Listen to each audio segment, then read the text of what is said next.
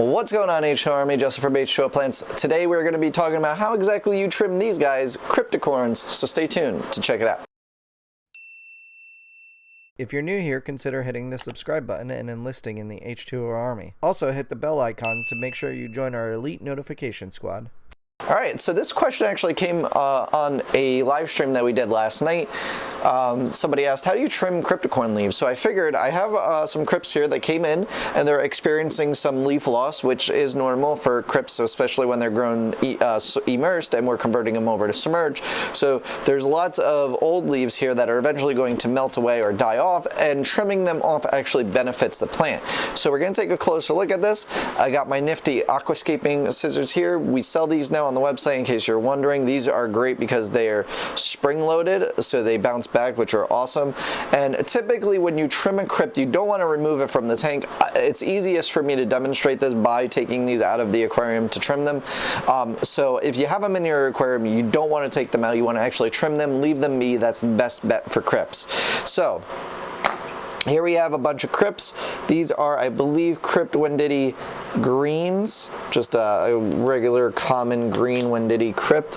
And there's a couple here that need some pruning. So you'll see this one, you see how the leaf is yellow and green, so that means that this leaf is no good, it's melting away. You could also see that it's broken, right? These are the nice new healthy green leaves. Actually, this one has a little spot there, so this is probably going to melt away eventually, but it's okay to leave for now because it's still mostly green and it only has one little spot. When it gets to a point where it's like this, parts, huge parts of the leaf are missing and they're really different colors, that's a good point to trim them off. Now, you could just break this leaf off if it's in your aquarium, although sometimes it might be hard to get to. So what you want to do is you want to take your scissors and you're actually going to trim the leaf as close to the base of the plant as you can, and you're just going to trim it off just like that. Now, what that's going to do is it's going to stop the plant from using energy to try and fix this leaf or heal this leaf and focus on growing new leaves. Let's just take another look at that. I'll give you another example here. So you see here this leaf is doing the same thing, curled over, melting off. Not good for the plant. It'll actually do it good by removing this. So what you want to do, just get in here with your scissors as close to the base of the plant as you can and trim it off. And that's pretty much how you trim crypts. They're fairly easy. Like I said, you don't want to remove them from the aquarium when you do this. And overall, that's how you get your crypts to look nice and healthy. So when the leaves start looking just not the right color, now these are green, so of course they're yellowing, but if you have a brown crypt and it's melting away, maybe turning a translucent color or any other colors other than what it's supposed to be, that's a good time to trim them off and give them, a breath of fresh air in the aspect of like they don't have to focus on that.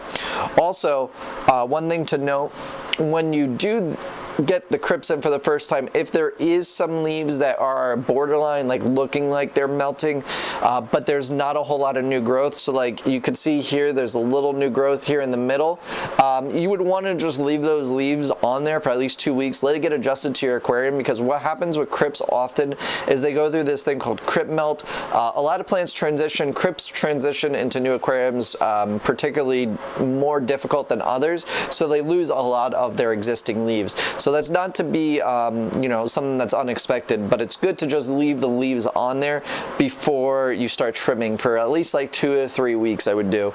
And then that will pretty much greatly increase the chances of your crypt doing well. So guys, that's how you trim crypts. Alright guys, thank you so much for checking out the video. As always, hit that like button, subscribe here if you're new, and leave me a comment down below. Let me know what you would like me to answer on a future quick tip video. I do read all the comments and it definitely helps out for coming up with ideas for these episodes. And I will see you on the next one. Hey. Let's go. Back.